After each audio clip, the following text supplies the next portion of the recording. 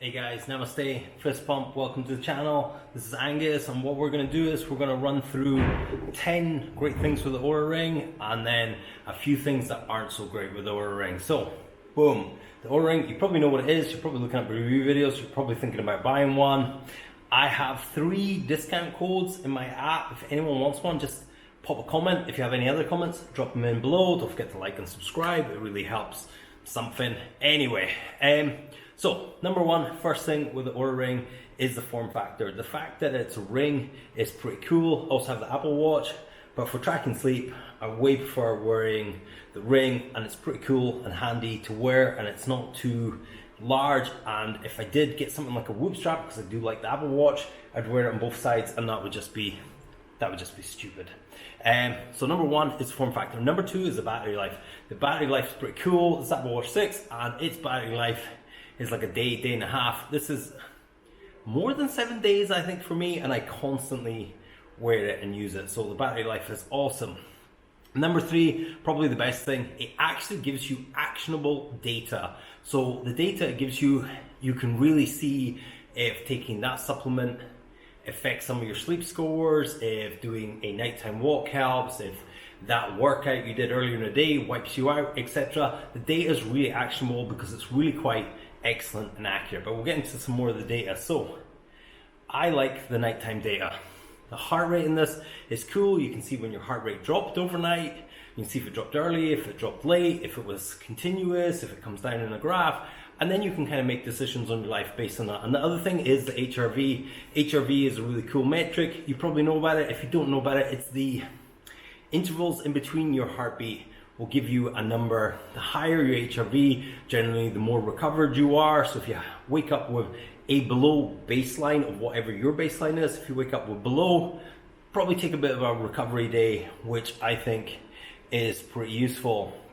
Number 5, it gives you your respiratory rate overnight, and it also gives you your body temperature. So we'll lump those both together. So I've seen in a lot of Oura Facebook groups, some people getting the COVID vaccine and their body temperature spikes. People who've had COVID, body temperature spikes. I don't even know if I'm allowed to use that word. Do I get me demonetized? No, I have 250 subscribers, so I'm not going to get demonetized. I'll be okay. So the respiratory rate and the body temperature is pretty cool. Again, really actionable. The second thing, or not the second thing, the number 6 thing is the app. The app is really easy to use. Everything in the app is pressed, so you can press some heart rate to see graphs and to see things that are happening, or giving you an explanation of what that is and why it might be important. So that's super awesome. The app is dead easy to use and super user friendly.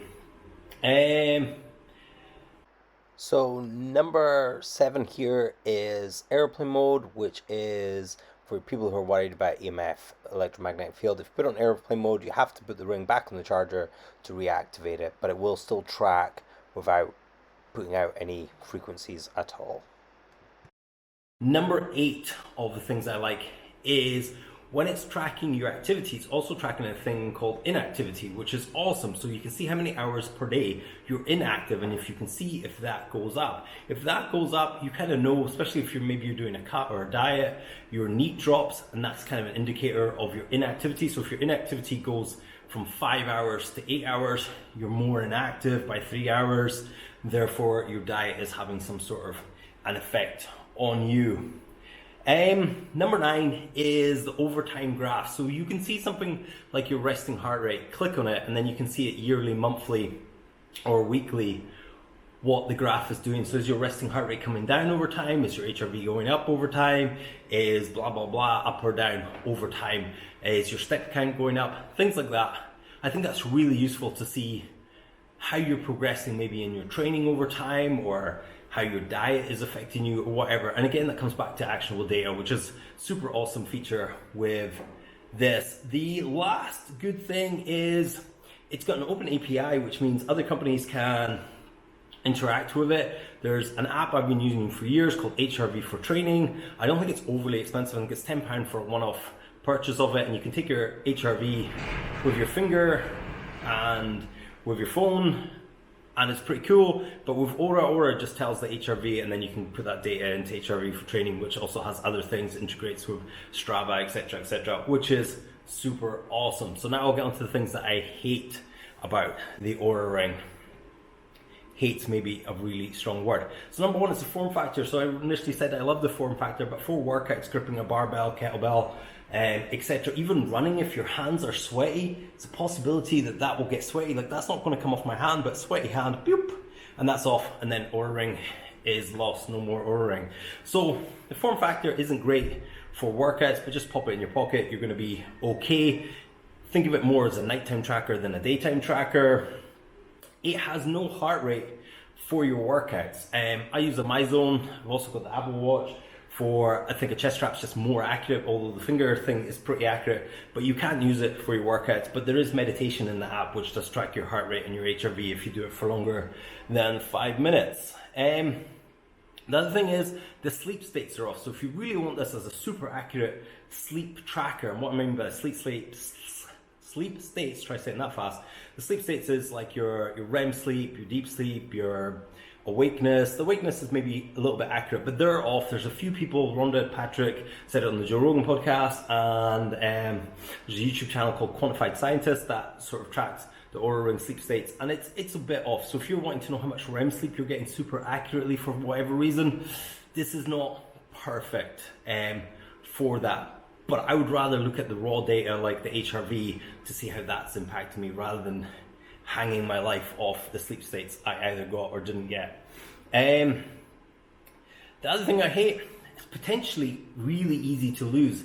It is tiny, it is small, it is super cool, but it is, I've done workouts where I've popped it in my pocket and then I'm like driving and I'm like, oh, why is my hand not clicking on the steering wheel? And I'm like, oh yeah, that's right, my Oura Ring is in my pocket. So if you do take it off, and if you're only going to wear it at night, it's possible it'll go missing and your cat will knock it off and it will completely disappear somewhere. But that's what happens, potentially to lose. What would be cool is if it had some sort of connection to your phone where it could make a little beep, beep, I'm over here. That would be cool. The sizing and ordering. So again, something like the Apple Watch, you get the bands in it. One size fits pretty much everyone, and you can just select what hole you're on. With Oura Ring, you actually have to order a sizing kit, find out which size you are. I went to a jeweler just to find out what my size was, and I also ordered a kit from eBay, a sizing kit from eBay, which both turned out to be the same number. I'm a 13, I don't have the world's biggest hands, and that's the biggest size it comes with. So take that with what you will. Let's see what else I put down here. It's old.